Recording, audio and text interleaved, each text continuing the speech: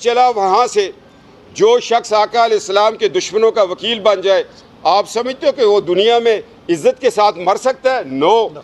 अब इंशाअल्लाह ताला मानसरा के लोग इसका जनाजा नहीं पढ़ेंगे, और जो मौलवी इसका जनाजा पढ़ाएगा मैं दुआ करूँगा कि या अल्लाह उसको हजूर की शफात नसीब ना करना। ये तो वो केस है। और जहाँ इस डीबी के अंदर जो जज साहिबान बैठे थे बड़े रूहानियत वाले थे, और मुझे ये खुशी है कि मैं तो उनके नाना जान का केस लड़ रहा हूँ। 2 सैयदजादे ऑनरेबल जज साहिबान हैं, मदीना पाक से केस है। मुझे हुक्म 2007 में हुआ था, मैंने वो चेहरा भी देख लिया जिसको गिराया था, और वो हुक्म भी है। और मुझे पता है कि मैं जहाँ जाऊँगा फाते हूँ, क्योंकि तारक बिन ज़ियाद को कहा था कि कश्तियाँ जला दो तो मैं फ़तह स्पेन मुबारक हो। उसने कश्तियाँ जला दी। उसने कहा हुक्म आ गया मदीना से, मैं लड़ूँ ना लड़ूँ फाते हूँ, मैं केस करूँ न करूँ, इस शख्स का मानसरा में जनाजा कोई नहीं पड़ेगा जो इस अदालत उज़्मा में बतौर जज रहा, एजाज़ अफजल कादियानियों का वकील रहा। आज कब्ज़ा ग्रुप है। आज हमारी इस्तिदाद थी कि मानसरा में केस दो। इन्होंने कहा एबटाबाद में, मैं एनीवेयर इन पाकिस्तान जाने को तैयार हूँ, क्योंकि ये केस मेरा नहीं, मेरे वारसों का। मैं तो यहाँ पर बतौर मदीना का मुंशी पेश होता हूँ, लोग वकील बन के आते हैं, मेरी फ़ाइलें तो वहाँ से। मुझे आज पता है, मैं अपनी अदालतों का एहतराम करता हूँ, और मुझे पता था मैं जहाँ भी गया हूँ कोई सैयदजादा आगे बैठा हुआ है, तो ये सईदों के फ़ैसले सईदों ने करवाए हैं, सईदों का केस है। अल्लाह जाने, अल्लाह का हबीब जाने, औलिया अल्लाह जाने। अभी बरी सरकार जाऊँगा, मुझे पता था कि आज फिर हम फाते होके जाएंगे, इसलिए कि आज हमने ये साबित किया कि जो शख्स आका अलैहिस्सलाम की मुनकरों के साथ चलेगा, कुफर करेगा, खुदा उसको इस दुनिया में इज्जत नहीं देगा, वो ज़िल्लत से मरेगा। आज ये फ़ैसला हम एबटाबाद में भी फेस करेंगे, जहाँ भी होगा जाएंगे। बात ये है दोस्तों कि इन लोगों को बेनकाब करना ज़रूरी है। एजाज़ अफजल जैसे लोग जहाँ जहाँ जिस इदारे में बैठे, उससे पर्दा किसी ने तो उठाना है। ये तो रिटायर्ड जज है, कसम खुदा की मैं उस रब को हाजिर नाजिर करके ये बात करता हूँ जिसके कब्ज़े में मेरी जान है। अगर वो सिटिंग जज होता यहाँ पर, मैं उसके सामने भी खड़ा होकर कहता याद करो वो वक्त जब तुम कादियानियों के वकील बने, और अल्लाह वसाया साहब ने अपनी किताब 340 सफ़ा ख़त्म नबूवत पे उसका नाम लिखा। तो ऐसे शख्स के सामने सीना तान के खड़े हो जाओ अगर तुम दुनिया और आखिरत की फतह चाहते हो, अगर तुम हजूर की नज़रों में सरखरू होना चाहते हो। मैं सरखरू हो गया वहाँ से। साहब ये बताइएगा, आप एक रिटायर्ड जज के ऊपर जो सुप्रीम कोर्ट में रहे हैं, मंशियात फरोशी का भी आपने इल्ज़ाम लगाया कि उनकी गाड़ी में मंशियात जाती है, अगर वो शवाहिद पेश करने पड़ते हैं तो क्या आपके पास ऐसे सबूत? मुझे शवाहिद की ज़रूरत नहीं है। मानसरा उनके गार्ड DPO क्या अपने बेटे के वलीमे का कार्ड देने गया था? कुछ तो था जिसको पकड़ा था। क्या वो मक्खन शाह की ज़िमनियाँ आपने पढ़ी है जो मर्डर करवा दिया, बाजू कटे हुए?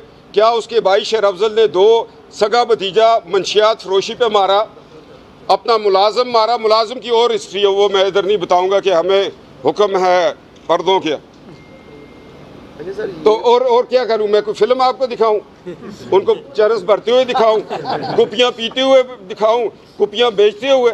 मैं तो शरीफों की औलाद हूँ, औलिया अल्लाह की हूँ। मैं तो उनको दुआ देता हूँ या अल्लाह तुम्हारे इनके जनाजे कोई ना पढ़ाए, बस खुदा इनको वो इबरत की मौत मारेगा। एजाज़ अफजल को इसके जिस्म में कीड़े पड़ेंगे, क्योंकि ये हजूर के मुनकरों का वकील बना था। और जो हजूर के मुनकरों का वकील हो तो फिर मुमताज़ कादरी, गाजी इल्मुद्दीन शहीद, अब्दुल क़य्यूम शहीद ऐसे ही तख्तादार चूमेंगे। हजूर की शान के लिए आगे बढ़ोगे तो शफात होगी। वालदैन कब्रों में मुनव्वर है, रोशनी है, जन्नती है। अब बस इस टॉपिक को छोड़े। मुमताज़ कादरी जिंदाबाद। और क्या कहते हैं सर? वो उनको फांसी तो नून लीग में दरखास्त के लिखवाई थी यहाँ पे। जी बात सुने, तो खोसा साहब का बयान आपने पढ़ा? आप पढ़ते नहीं है ना, असल में रात सारी टिक टॉक। हाँ चलो आगे चलो। ये बच्चे लाइब्रेरी तो दूर हो गए, साढ़े से सवाल कर दें। और यार बात सुनो, छोड़ो। जब मैंने मैटर की हो सकते है आपकी डेट ऑफ बर्थ ही नहीं है उसमें। आगे चलो।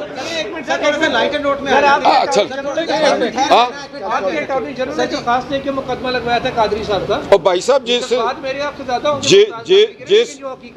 जिस बंदे ने फैसला दिया वो कहता है कि मुमताज़ कादरी को रहील शरीफ ने, जब तो फिर वो खोसा साहब ये कहे ना कि मेरा बयान नहीं है, जिस शख्स में भी मुमताज़ कादरी की शहादत में असर डाला, रोज़े महशर जवाब देना पड़ेगा। ये इन किताबों की बात आप करते हैं। हमारी किताब अल्लाह का रसूल, अल्लाह का कुरान, हदीस, आईन पाकिस्तान है हमारी किताब। अच्छा, अब ये बताए ना जी, थोड़ी इस बात से कैप्टन सरदार साहब, सीरियस बातें तो होगी, कुछ लाइटर नोट में बातें कर लेते हैं। मरियम साहिबा ने अपने बेटे की शादी के हवाले से बड़ा ज़बरदस्त गाना गाया, उनके मामू ने भी गाया, हमजा शहबाज शरीफ ने। तो आपने क्या तैयारी कर रखी है? मेरी बात सुने, का मुजाहरा कब करेंगे? ये बच्चे हमारे साथ अटकेलियाँ सूझी थी, हम बेजार बैठे हैं। बात सुने, अगर हम पीछे जाएं अपनी नानियों दादियों को देखें, वो गाती थी देसां दा राजा मेरे बाबल दा प्यारा, कबीर मेरा घोड़ी चढ़िया। उनके गाने आपको याद नहीं है तो मरियम का गाना आपको याद आ गया। और लीडर होता है, लीडर गाने गाता भी है, तराने पढ़ता भी है, गाने गलवाता भी है और तिगनी की नाच भी नचवाता है। आजकल नाच रहे हैं तिगनी की नाच, एक औरत के इशारों पे ऐसे नाच रहे। वाह यार, क्या गुलसूम नवाज थी जिसने ये बेटी जन्म दी, और क्या नवाज शरीफ है जिसने ये बेटी जन्म दी। अरे सर, गाना तो कुछ गा देना सर। मैं तो भाई साहब, मैंने जिस गाने की प्रैक्टिस की हुई है 4 साल से, वो नहीं भाई, वो मैं वर्दी में बहुत गाया है, पढ़ा है। बल्कि मैं तो 4 साल से कहता हूँ, आईने पाकिस्तान की बात करता हूँ और हर जगह कहता हूँ, वोट को इज्जत दो, वोट को इज्जत दो। वोट, यही गाना बेटे की शादी में भी चलेगा। ये चिश्तियों की औलाद है, क्वाली भी होगी, गाना भी होगा, सब कुछ होगा। हमारे नज़दीक हम खुले दिल के लोग हैं। गाना कोई, ओए एक मिनट छोड़ो, आप सब लोग यही बोलते हैं कि ओ यार चुप क्यों साफी तेनू मारनगे साफी होण। ये बताएं, एक तरफ आप कहते हैं कि वोट को इज्जत दो जी, दूसरी तरफ जो है वो इतलात मौसूल होती है, नजम सेठी साहब बड़े जैसा बड़ा नाम, सुनो, बड़ा इंपॉर्टेंट क्वेश्चन है मलिक का। जैसे जो है वो बड़े बड़े साफी कह रहे हैं कि इस्टेब्लिशमेंट के मुस्लिम लीग नून के राब्ते हैं जी। अब कोई रोशनी डाले हैं कि ये क्या है, राब्ते भी करते हैं और वोट पर को इज्जत भी दिलवाते हैं, तो दो चीजें। भाई साहब, राब्तों के बगैर एस्टेब्लिशमेंट नहीं चल सकती, ये मैं आपको बताऊं। अब्बा जी तो बगैर तुसी उंगली फाड़ के स्कूल गए सी, लीडर अब्बा जी होता है। जदों मार पैंदी है गली विच, आए मेरे बड़े भाई नूं बुलाओ, मेरे अब्बा जी नूं बुलाओ। हुण अब्बा जी आंदे नहीं, जहाज खलोते है, बड़ा इथरों ते खर्चा पै रहे जहाज की पार्किंग का। ये भी तो साफी बड़े बड़े, तो ये भी तो हिसाब कढो। एजाज अफजल जिस हेलीकॉप्टर में फिरता रहे उसका भी हिसाब मैं निकालूंगा, उसको इथराइज नहीं था। तो यहाँ पे अब्बा जी कौन है सर जी? बाजवा साहब हैं, कोई और है? नहीं जी, इस वक्त दादाजी नवाज शरीफ है, उत्ते दादाजी दे भरा मौलाना फजल रहमान साहब हैं, उत्ते साजिद मीर साहब सारिਆਂ ਦੇ ਤਾਏ ਤੇ ਇੱਥੇ बड़ा बड़ा काम है। ਜਿਹੜੇ कमज़ोर सी नट के, ਜਿਹੜੇ ताकत वाले नो खलोते हैं। सर, आपने जो गाना गाना है अपनी बेटे की शादी पे, अगर वो गाना गाने के ऊपर आपको कोई ऐसा खदशा तो नहीं कि शादी से ना निकाल दिया जाए कि नहीं ये गाना तो यहाँ नहीं चलेगा? बात सुनो, चल रहे हैं। एक बात सुनो, बेटे की शादी है और खुशी का मौका है, गाना भी गाऊंगा और टूटा फूटा नाच जो फौज ने सिखाया वो भी करूंगा क्या, और लोगों को ये बताऊंगा कि 4 साल में नवाज शरीफ बाहर है, हम जेलों कैदों में हैं, मगर हम रिलैक्स हैं, मौज है। हम इस इमरान खान को भेजने के लिए तैयार हैं और हर जंग से पहले तराना होता है, बिगल बजाया जाता है, डांस होता है, ढोलक होती है, ये जंग है, इसमें सब कुछ जाएगा। कब तक जा रहे हैं इमरान खान जी? मैं रूहानियत क्या कह रही है? रूहानियत बिल्कुल ठीक कह रही है, मगर इमरान खान जिस तरह पुराने सियासतदान कहते थे इमरान खान का जाना ठहर गया, फला चीज़ ठहर गई, ये ठहरी नहीं, जम गई है, जाना जम गया। हाँ, इनका जाना जी। बात सुने, अभी तब्दीली का तो पहला प्यार है ना, अभी तो आगे भी चलेगा काम। अब नवाज शरीफ को जोर लगाने की ज़रूरत नहीं है, या दीवार बंदे पे गिरी या बंदा दीवार को गिरा गया। जी, वो रूहानियत जो है वो आईफोन में है, हमारी ताबीज़ों में। जी, अभी हमने ये फ़ैसला किया है, ये सादा सा प्रोग्राम करेंगे अपने, जिस तरह हमारे दादा मियाँ शरीफ साहब के असूल थे, रिश्तेदार होंगे और ख़ानदान के लोग होंगे, बस उसके अंदर ही हम ये शादी करेंगे कि लोगों को ये बताएं कि वन डिश होगा, सादा शादी होगी। मेरी बेटी की शादी हुई तो निकाह नबी करीम सल्लल्लाहु अलैहि वसल्लम के कदमैन में पढ़ाया गया था, ये बेटी की ख्वाहिश थी और हम भी कोशिश कर रहे हैं कि बड़ा महदूद सा फंक्शन करें कि फिर लोगों की बेटियां जो गुर्बत में पलती हैं वो कहती हैं अल्लाह मेरे बाप को क्यों नहीं दिया, मेरा जहेज नहीं पूरा। जिनके बेटों के पास पैसे नहीं होते तो वो कोशिश ये है कि भाई अपने ख़ानदान के अंदर ही रखेंगे। जरदारी साहब ना भी आएँ तो वो हमारे दिल के साथ ही हैं, बिलावल साहब हमारे साथ ही है।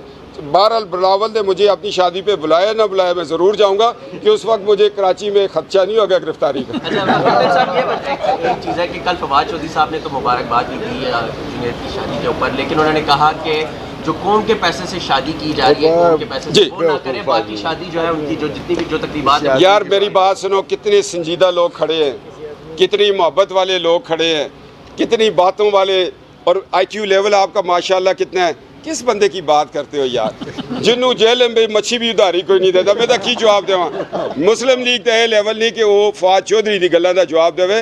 उन्होंने सारी जिंदगी चाचा चीफ जस्टिस सी तो उन्हें मौजां लुटियां, ताया गवर्नर सी तो उन्हें मौजां लुटियां, वो तो राती शराब में जड़ा पानी वो भी उधारा पाने तो उन्होंने मैं गल का जवाब देवा। दफा करो यार। ये सवाल है, हाँ। आपने कहा था एक सिनेमा स्कोप वीडियो आने वाली है जी। तो वो कब तक आएगी? भाई मैंने आपको वो कर दिया है, बता दिया है। आपको याद होगा जब ब्लैक एंड वाइट टीवी होते थे, नेटवर्क इतना नहीं होता था, ड्रामे में ब्रेक आ जाती थी तो एक स्लाइड चलती थी, इंतज़ार फरमाइए। अच्छा सिनेमा स्कोप से पहले इंतज़ार फरमाइए कि स्लाइड चल चुकी है, तो आपको इंतज़ार करना पड़ेगा। अगर आपने ऑफ द रिकॉर्ड देखनी है, मेरे साथ हलफ उठाए तो मैं आपको दिखा दूँगा, मगर हलफ होगा, मगर वो फिर आंखें आपको अरके गुलाब से धोनी पड़ेंगी, इतनी पलीत होगी। सर ये बताइए, इससे पहले जो ऑडियो फिल्म आई है वो तो बज़ाहिर लगता है फ्लॉप हो गई है, तो ये वीडियो फिल्म आपको लगता है कि ओ भाई साहब, कामयाब होगी? हर चीज़ कामयाब है। क्या ये बंदा जिसके खिलाफ आज हमारे हक में फ़ैसला हो गया, हम एबटाबाद जाएंगे, उनकी ख्वाहिश थी हम मानसरा जाएं, हमारी ख्वाहिश थी एनीवेयर इन पाकिस्तान, तो वो उससे भी तो कभी पूछा एजाज़ अफजल से, चले जावेद चौधरी को मुझे और एजाज़ अफजल को अब तक एक प्रोग्राम में 1 to 1 बुलाए, उसके सवालों का जवाब मैं दूं, वो मेरे सवालों का दे। उसको पानामा केस से 2 दिन पहले कौन सी FIR दिखवा के फैसला लिखवाया गया, ये तो बताओ यार। इनू हेडिंग बढ़ाओ ना कि एजाज़ अफजल को पानामा केस से पहले रात को किस बंदे ने कौन सी FIR दिखवाई, तो वो बैठ गया, कड़ेच हो गया और उसने हमारे खिलाफ फैसला लिखा। फैसले तो यहाँ FIR और फिल्में दिखा के लिखी गई हैं। इसीलिए नवाज शरीफ बैठा है, जहाज़ खड़ा हो कहता है नो पार्किंग के पैसे तुसी दो। आपने तो आज भी फिल्म दिखा के फैसला नहीं कराया? जी मैंने तो मेरे पास ये फिल्म थी और ये मैं उनको, ये फिल्म मैं अपने लिए चला रहा था, तो हमारा विरद पूरा हुआ, फैसला हमारे हक में आ गया। अब फिल्म ये बरी इमाम सरकार चलेंगे, गोल्डा शरीफ चलेंगे, जिन्होंने रात को हमारा हर तारीख का सफ़र दाता हजूर हाज़री से होता है, हम कहते हैं हजूर चले जाए, शाल मिलती है आ जाते।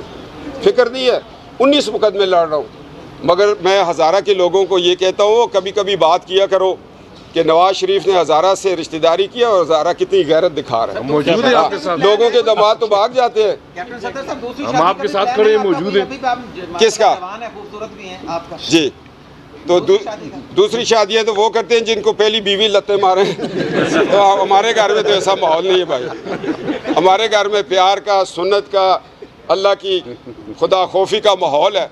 वैसे 4 शादियाँ तो अल्लाह का हुक्म है, मगर अल्लाह ने कहा कि तुम इंसाफ नहीं कर सकोगे। मैं अपनी पहली शादी पे इतना मुतमैन हूँ, अगर 200 साल भी हम दोनों की ज़िंदगी हो उस पर ही चलेंगे। और आज वैसे कोई खा के आया सो जी? हाँ